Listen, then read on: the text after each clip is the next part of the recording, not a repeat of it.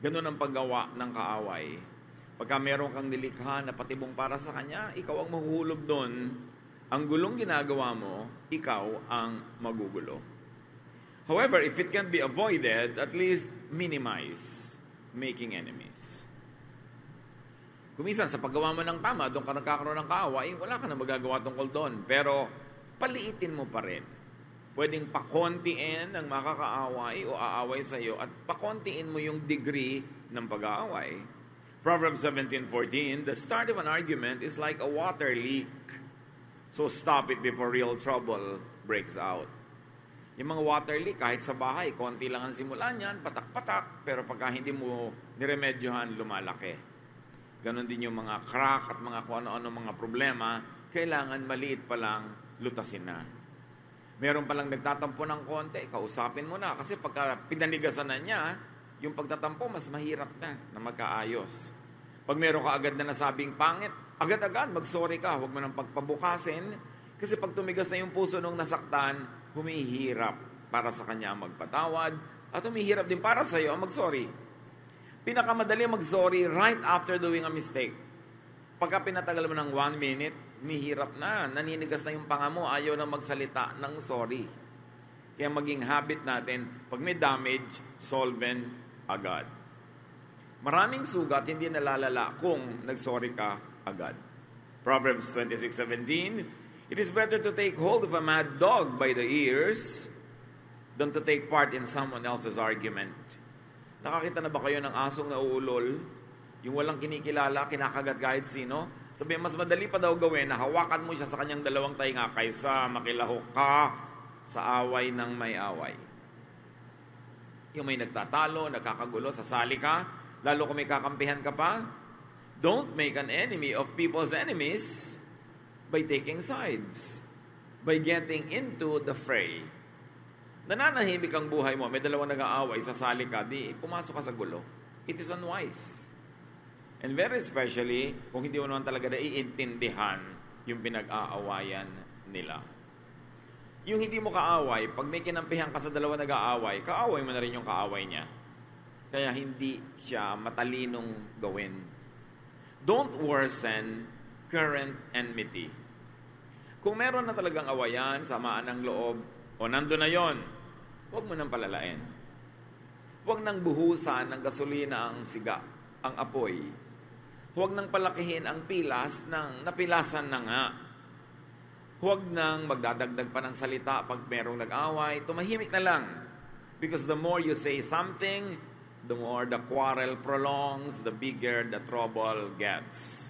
Proverbs 22:3, when you see trouble coming, don't be stupid and walk right into it. Be smart and hide. Pag nakikita mo ng usapan papunta sa away, stop it. Shut up, be smart, and hide. Lalo pag mahal mo sa buhay, asawa mo, magulang mo, kapatid mo, kaibigan mo, office mate mo, yung papainit na ng painit ang usapan, stop it. Keep your tongue, hold your tongue, and if you can, walk away. Para lumamig ang ulo nyo pareho. Lumalamig naman yan. Kaya nga sabi nila, if you're angry, count 10. And if you're very angry, count 100. Why count 10? Kasi ang tao, pag nagagalit, may nare-release na chemical sa kanyang blood system na nagpapatapang at nagpapalakas sa kanya. These are survival instincts. Para tayo mag-survive, kung kinakain ka ng leon, hinahabol ka ng tigre, may ahas na biglang gustong tumuka sa'yo, napupuno ng adrenaline ang iyong blood para magkaroon ka ng energy to run away, to fight back, or to do something to save your life. Remnant yan ang ating primitive existence noong unang panahon na napakaraming panganib na nandyan pa sa ating sistema. So pag bigla ka nagalit, nagpanting ang tenga mo, may narinig kang ayaw mo, bigla kang tumatapang. Parang kaya mong sugurin kahit isang batalyong army. Parang kaya mong labanan kahit sino. Pag gano'n ang naramdaman, count 1 to 10. Bakit? Subukan nyo, mag-count tayo. 1, 2, 3, 4, 5, 6. Ilang kayo? 7, 8, 9, 10. Siguradong hupa na ang galit mo bago mag-10. So may sinabing nakakainis ang asawa mo, gusto mong sabihan din ng nakakainis, count ka muna. Yan ang ginagawa mo. Nagbibilang. Count tayo pareho, daddy. Sabi ko nun, 1, 2. After 10, matatawa na kayo. Kasi lampas na yung silakbo ng damdamin. Yung tinatawag nila kung isang temporary madness na pwede mong gawin iting defense sa court. Palampasin ang galit. Kasi sandaling-sandali lang, dahil hindi kaya ng body mo na magkaroon ng adrenaline for too long. It takes a lot to get that energy and it will not stay long. So pag nagalit ka, bago ka magsalita, count 1 to 10, gawin nyo yan, it works. At kung galit ka, count 100. Siguradong nakaalis na siya, gusto mo mang saktan, hindi mo na masasaktan kasi wala na.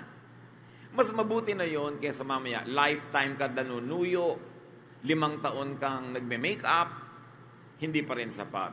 Kaysa napawalan mo ang iyong galit. So be smart and hide when you see trouble coming. Pag kami galit na galit sa'yo, sinusugod ka, try to be invisible for a while. Be out of sight. Para yung galit niya na dapat ibubunton niya sa'yo, humupa na muna bago kayo magkita. Huwag niyong sasalubungin ang galit ng kapwa. Kasi ang taong galit ay nauulol, nababaliw, nawawala ng katwiran. At maaari kanyang masaktan, pwede ka pa niyang mapatay. It is wise to avoid that kind of trouble. And go for peace. Ang lagi nating hanapin, planuhin, hangarin, kapayapaan, katahimikan, katiwasayan with our fellow men. So make friends, make peace with your accuser. Pag kami nagagalit sa'yo, dinedemanda ka, make friends, especially if he or she is right. Make peace with those that you have wronged. Marami namang taong nagawa natin ng mali, ang hinihintay lang mag-sorry ka. Ang hinihintay lang, aminin mo ang iyong pagkakamali, umiga ng tawa at tapos na. Bihirang tao rin yung gustong galit siya, na gusto niya may kagalit ng matagal. Ayaw ng tao no normally. So kung ikaw na maunang magpapakita na gusto mong makipagkasundo, siya man, unless abnormal siya, ay gugustuhin na rin niyang makipagkasundo sa iyo. So 8 out of 10, pag nakipagkasundo ka, makikipagkasundo rin sa iyo. May 2 man na hindi pumayag, at least 2 na lang kaysa 10. Yan yung sinasabi natin, minimize your enemies. Jesus says in Matthew 5:25-26, before you are dragged into court, make friends with the person who has accused you of doing wrong. If you don't, you will be handed over to the judge and then to the officer who will put you in jail. I promise that you will not get out until you have paid the last cent you owe. So kung meron kang pinagkakautangan, makipagkasundo ka na agad. Kahit mga credit card na di nyo mabayaran, mga utang na di nyo mabayaran, bago kayo ilagay sa collection department o bago ko i-turn over sa collection agency, makipagkasundo na kayo sa bangko. Kung gaano katamis ang ngiti ng bangko pag nagbubukas kayo ng account. At kung gaano kasarap ng mga pag-uusap nila pag nagbubukas kayo ng credit card account. Kung minsan may kape pa, gano'n naman kabalasik ang mga pangungulekta nila pag 2 araw na kayong hindi nakakabayad. Papangit ng papangit ang salita. At kung kayo'y taong maramdamin, daramdamin nyo, masasakatan kayo sa mga sulat ng bangko. Para ba kayong kriminal na hinahabol na nagtatago? Kaya bago mangyari yon, pumunta ka lang sa manager ng bangko o sa inyong bank relations officer, sabihin nyo na ang inyong istorya, makipagkasundo na kayo dahil makikipagkasundo sila kaysa magpunta pa kayo sa court. Hindi kayo makabayad ng malaking utang, sabihin nyo talagang wala akong ibabayad, kahit mo ako kagatin, kahit mo ako kainin, wala akong ibabayad. So, makikipag-settle ako sa iyo, maghuhulog ako ng ganito over this kind of period, and 99% of the time, they will give it. Kesa maging legal issue yan. Iba ang nakikipagkasundo. Baka naman nagkaroon pa kayo ngayon ng ideya kung paano kayo manunuba ng mga utang. Dahil syempre, kailangan bayaran nyo talaga yan. Importante yon. So, makikipag-ayos. Magandang policy yun sa buhay. Huwag niyong takasan ang naniningil sa inyo dahil lalong nagagalit. Pagka nandyan, harapin nyo. Sabihin niyo ang katotohanan. Makipag-usap kayo at kung nagalit siya, pasensya kayo kasi may utang kayo, hindi niyo nababayaran. Pero para pagtaguan niyo yon, humahanap kayo ng gulo. Kasi challenge niyo siya na lahat ng kapangyarihan, lakas at koneksyon niya, gamitin niya para kayo maparusahan. Samantalang pwede niyo namang tanggalin ang galit niya kung kakausapin ninyo. Do not needlessly sue fools. Huwag nang magdemanda, maghabol sa tinatawag ng Bible ng mga hangal, wala kayong mapapala. Proverbs 29:9, be wise and don't sue a fool. You won't get satisfaction because all the fool will do is sneer and shout. So huwag makipagtalo, huwag makipag-away, huwag makipag-agawan sa hangal kasi dadaan nila niya sa sigaw. Dadaanin niya sa mga walang katwirang mga salita, lalo lang lalala. So do not argue with fools and do not quarrel with what you might call subordinates or people beneath your station. Kung mas matalino kayo sa kanya, huwag niyong patulan. Kung mas malayo ang naabot niyo at narating, mas marami kayo na-accomplish, mas lalong huwag niyong patulan. Kasi lahat ng yun, itataya niyo sa walang kakwentang-kwentang argumento.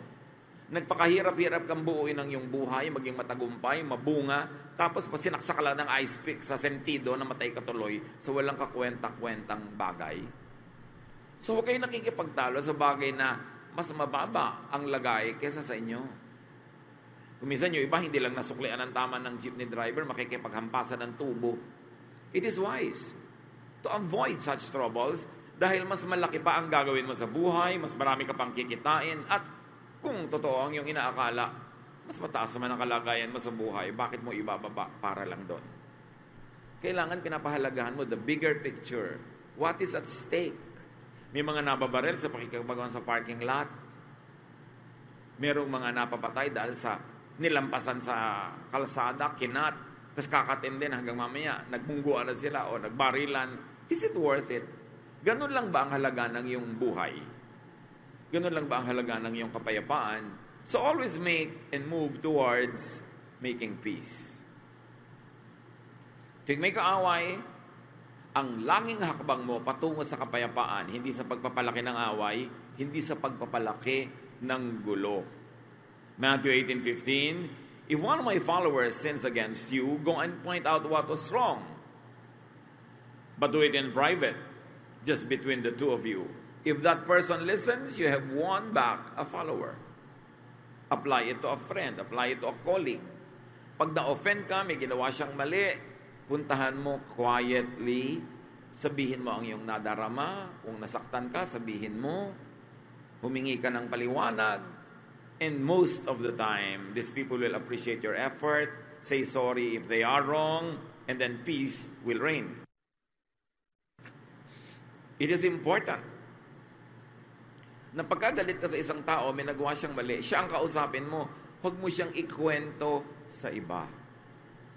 Malalaman niya yon, magagalit siya lalo, lalaki ang gulo. So, importante, use peaceable methods and open doors. Kailangan nakabukas ang puso mo para sa goodwill, sa peace, sa areglo. At ikaw mismo ang gumawa ng paraan na kung may nagagalit sa'yo, mawala ang galit niya at kung pwede sana mapalitan ng goodwill. Proverbs 25:21-22, if your enemies are hungry, give them something to eat. And if they are thirsty, give them something to drink. This will be the same as piling burning coals on their heads, and the Lord will reward you. So pagka may kaaway ka daw, nagugutom, pagkakataon mo na yun, may ibibigay kang pagkain, ibigay mo. May kaaway ka, uuhaw, chance mo na. Meron kang ibibigay, ibigay mo yung maiinom niya. Sabi ni Jesus, para mo rin siyang binigyan ng mga bagang nag-aapoy at sinunong mo sa kanyang ulo. Akala nung iba, tinorture mo yung tao. No. Nung araw, walang lighter, walang posporo, walang mga automatic na pinanggagalingan ng apoy. So dapat ang bawat bahay, merong laging burning stove. There is always a piece of wood burning in the stove para pag namatay ang mga ilaw niya, lalo sa gabi, may pagkukunan siya ng apoy. Pag magluluto siya bukas, Paano siya gagawa ng apoy? Kailangan mayroong maliit na apoy doon na papalakihin na lang niya. Pero kung minsan, namamatay yun. So pupunta ngayon sa iyo ang kapitbahay mo, sunong-sunong niya yung kanyang palayok na lalagyan ng baga, hihingi sa iyo ng bagang nagliliyab o nag-aapoy. Pag nilagyan mo yung sunong-sunong niya na palayok ng bagang nag-aapoy, ibig sabihin, binigyan mo siya ng fire, binigyan mo siya ng bagong pang-start ng kanyang ilaw o ng kanyang pagluluto. So, ginawan mo siya ng pabor. So sabi, giving drink to your enemy, giving food to your enemy is like heaping burning coals on their heads. Pag binasa mo kasi yan, nang hindi mo naintindihan yung cultural context, akala mo sinunog mo yung bumbunan niya, para naging bibing ka siya, nakaganti ka tuloy. No, it is good for these people to have the fire coming from you. At ang mga tao nung araw, sinusunong nila talaga yung baggage nila, bihira nilang hinahawakan, kasi their hands should be free to hold on to whatever. Kung minsan bumababa sila ng mga bangin-bangin, may landas-landas, dapat yung kamay nila free. So, nasa ulo nila yon. So, build bridges. Sabi nga nila, people are lonely because they build walls instead of bridges. Para tayo mga island tayo mga tao, choice mo, gagawa ka ba ng bridge para mag-connect ang ibang tao o gagawa ka ng wall para hindi sila makapasok sa'yo at kaya lang ikaw din nakulong sa sarili mong wall. And this wall can be your ugali, asal, kakulangan ng pakikipagkapwa. Proverbs 15:1, a kind answer soothes angry feelings, but harsh words stir them up. Pag may nagagalit sa'yo, nagtatanong, naninita, pag mabait, malumanay ang iyong sagot, humuhupa ang kanyang galit. You are building bridges. Pero pagka pabalang-balang ang sagot mo, lalo siyang magagalit, you are building walls para hindi kayo magka-connect at magkasundo kahit kailan. So, napakahalaga ang pagpili ng pangungusap. Kahit mga galit na tigre, mga nauulol na aso, may dog whisperer. Merong marunong bumulong ng tamang timpla, tamang volume, tamang tunog, pati galit na mga aso, matitigas sa ulo mga aso na paaamo. Napakahalaga ang pamimili ng salita. Kaya mabuti pa, pagkagalit ka, huwag kang magsasalita eh. Dahil ang laki ng opportunity, chance, na mali ang masabi mo. Nasaktan ka. Ang tendency ng maraming tao, manakit din in return. Pero nasaktan ka, the best is to keep quiet. At pag malamig na yung ulo mo, tsaka mo na lang sasabihin, alam mo, nasaktan ako, na-offend. Kaya sasaktan mo rin siya. Kasi nangyayari na may ginawa siyang mali sa'yo, pero yung sagot mo, mas mali. Ang ending tuloy, kahit siya ang unang gumawa ng mali, ikaw patong sa dulo ay humihingi ng tawad at nagsasorry. Kaya, pag may gumawa ng mali, chance mo na to have the higher moral ground. Ikaw ngayon ang magpapatawad kasi siya ang gumawa ng mali. May iisip din naman niya yon. Pero ang sagot mo sa ginawa niyang mali ay mali din, mamaya, ikaw na ang hihingi ng tawad at siya na ang magpapatawad sa'yo kahit siya ang nagsimula ng gulo. It is wise to be quiet. Kaya sabi nila, speech is silver, silence is gold. There are moments when being silent is much more desirable than being eloquent. Proverbs 25:9-10, when you and someone else can't get along, don't gossip about it. Others will find out, and your reputation will then be ruined. May kasamaan ka ng loob, bakit kailangan mo ipamalita sa iba? Naghahanap ka ng kakampi, awa, lahat yun negative ang reflection sa'yo. Nakakahanga yung tao na ang tagal palang may dinadala na gulo, sinasarili lang niya, tapos nalaman mo, hindi siya ang nagbulgar sa'yo, pero hanga ka, hanga naman ako sa taong to, meron pala siyang niloloob lang, hindi na niya inilalabas pa para gumulo. Pero yung taong punta na dito, punta doon, dapo doon, nagdadala ng masasamang balita laban sa kanyang kaaway, wala namang humahanga sa ganong tao. Hindi rin naman yung nagkakaroon ng kakampi.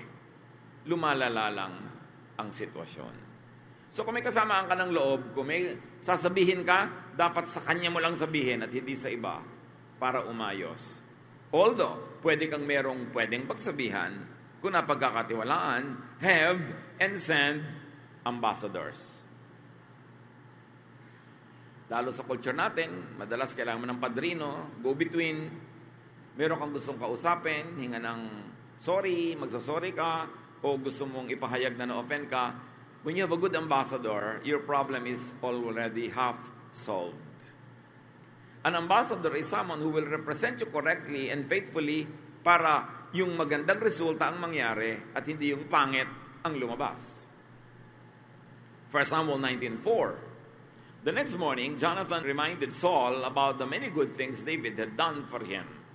So itong si Saul, gusto niyang patayin si David. Ipinaalala sa kanya ni Jonathan na maraming ginawang mabuti sa iyo si David. 2 Samuel 14:28, Absalom lived in Jerusalem for 2 years without seeing his father. He wanted Joab to talk to David for him. So gusto niyang may mamagitan para magkasundo sila. Pero, tandaan niyo mga kapatid, choose your ambassador very well. Kasi merong mga, sabi mo, kausapin mo naman si ano. Nung kinausap niya, lalong nagalit. Lalong nag-away kayo kasi hindi siya marunong magsalita. O kaya talagang likas siyang intrigera o intrigero na sa pagsasalita niya, pangit ang lumalabas, lalong nagagalit yung kausap niya. Kaya kung kayo ay mapapakiusapang maging ambassador, o kaya meron kayong opportunity without being asked, be a good and a faithful ambassador. Pag may gustong ipasabi sa inyo si A kay B, yung gustong sabihin ni A ang sabihin nyo, hindi yung gusto nyo. Because as ambassador, you should speak for the person you represent, not for yourself. At maraming nagiging gulo dahil nakikialam yung ambassador, tinutwist niya yung message, iniiba niya ang dating, na iba na yung nuance, na iba na yung shade of meaning, hindi na desirable ang naging effect. Kung kayo ay mapakiusapan, mapagtiwala ang mamagitan, tiyakin yung buti at hindi sama ang magiging bunga ng inyong ministry, ng inyong paglilingkod sa inyong kapwa. And if you want to be at peace with many people, always be ready to make peace offerings. Magbigay ka ng mumunting bagay na thoughtful, maa-appreciate, o kailangan ng tao, malakas yun na magpahupa ng galit. Sabi nga ng Proverbs 21:14, a secret bribe will save you from someone's fierce anger. Kailangan marunong ka magpadulas. Marunong ka magregalo. This is not to corrupt justices. Yan ang masamang bribe. Nagbabribe ka para yung case mo, masama ka, ikaw ang manalo. Yan ang masamang bribe. Pero yung medyo mabagal-bagal at napakabagal nung clerk, inabutan mo ng butong pakwan, bumilis, hindi na masama. Na-motivate siya dahil ginanahan siya. Hindi lahat ng uri ng pagbibigay ng ganito ay masama. Masama ang bribe if it distorts justice. If it gives you a bad and an edge that is not justifiable. But if it's only to motivate people to be nice, to be kind, to be quicker, to be more industrious, it helps you. Proverbs 17:8, a bribe works miracles like a magic charm that brings good luck. So yung taong marunong magregalo, marunong mag-abot, marunong mag-tip, marunong magpasaya ng kapwa, usually, pinapasaya din siya.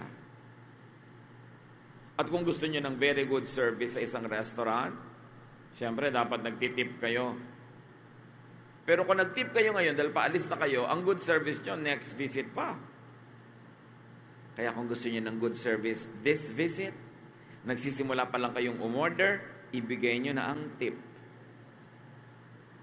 Ito ang para sa'yo. Binigyan mo ba naman ng 15,000? Talaga siguro pinatayo niya lahat ng tao at ikaw lamang ang pinaupo doon. Pinipedicure ka pa habang nagsosopas ka. Mag-abot ka agad. Money talks, and when it does, people listen. Masama ba naman magbigay ka ng tip sa mga waiter na ang liliit ng sweldo? Walang inaantay yung asawa ng pag-uwi, kundi magkano ang natip mo ngayon? So bukas baka kapasal yung pamilya dahil maraming natip. So it's wrong. Masama lang yung ito tip. Kumupit ka pa sa kusina, dagdagan mo yung take out ko. O iba na yon. Iba siyempre marunong ka magpagana, marunong ka magregalo. Akala nung iba mali yun eh.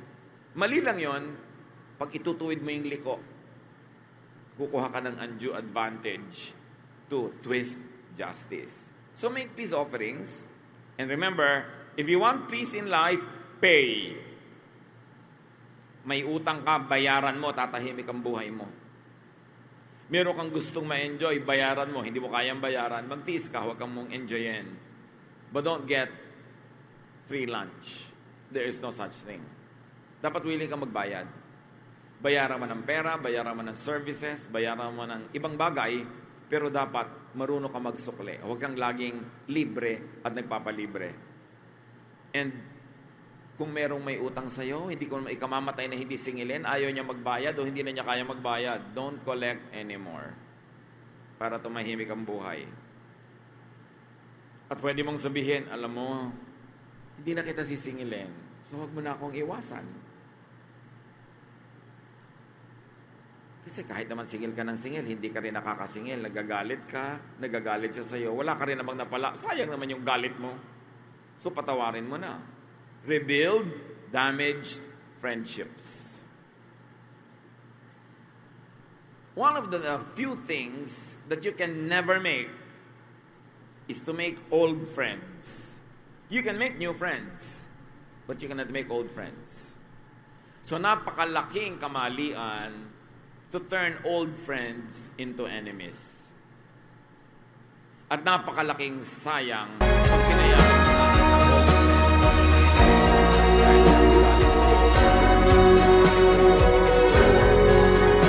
Today you can make a new friend.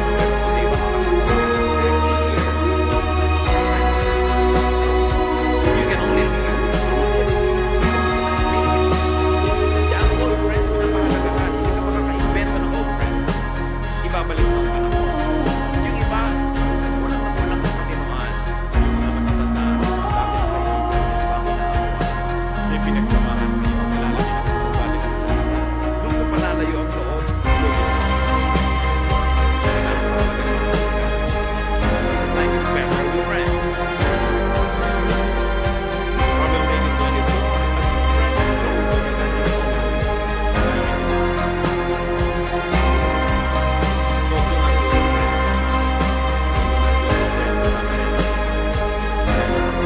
Na sinasabi, your best friend could be your worst enemy. Yan ang nakakalam ng lahat ng lihim mo. Pag yan ang nagalit sa'yo, logi ka. So dapat pinapahalagahan mo ang isa't isa. Life is worse with enemies. Better with friends, worse with enemies. You are better off without enemies. And if you have an enemy and you really like to be a winner, the best way to win over an enemy is to turn him into a friend.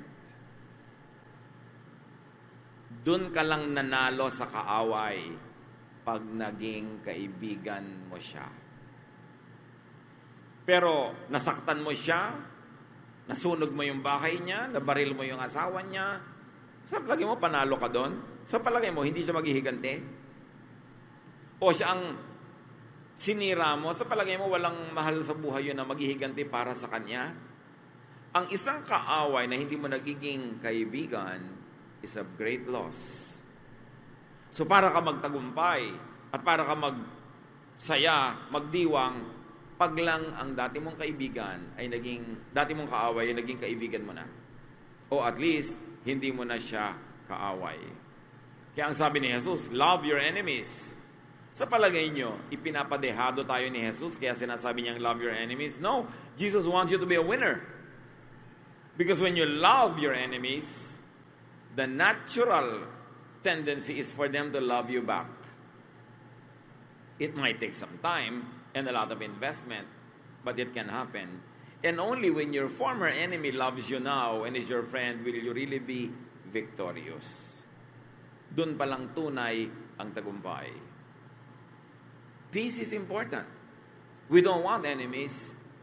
Kaya merong isa tayong project na pinakamabilis itong gumawa ng enemies. Next to pangungutang na hindi pagbabayad. Pagdaldal ng mga walang katuturan. Pagsasalita ng mga masakit. O pagbubulgar ng mga sikreto. Diyan tayo nagkakaroon ng mga kaaway. Proverbs 21:23, watching what you say can save you a lot of trouble. Maraming tao, nagkabuhol-buhol ang buhay, nahalagay sa gusot at sa gulo dahil sobrang matabil. Sobrang mabilis magsalita. Nagbubulgar ng mga sikreto, nang-aaway ng mga tao, nananakit ng damdamin, gulo ang iuwi niyan sa buhay. So do not make enemies with bad words.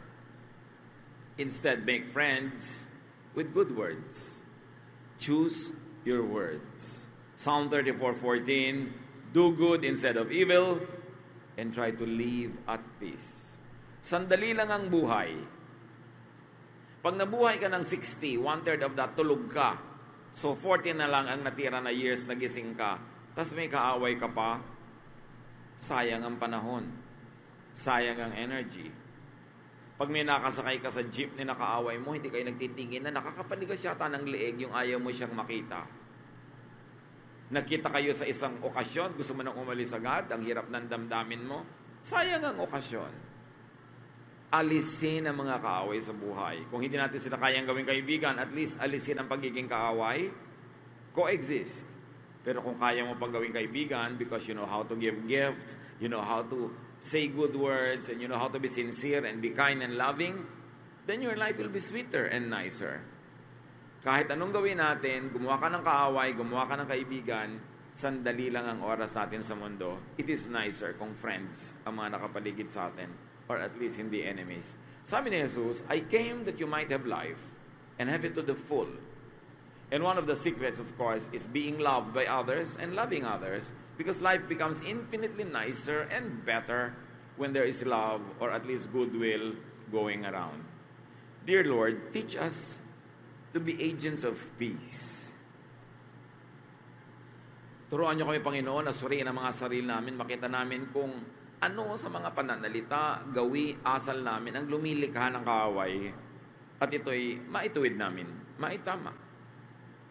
Ipakita niyo rin ang mga pamamaraan namin na mabuti, nakagagawa ng mga kaibigan, napapamahal kami sa kapwa, at nang ito'y lalo namin ma-develop.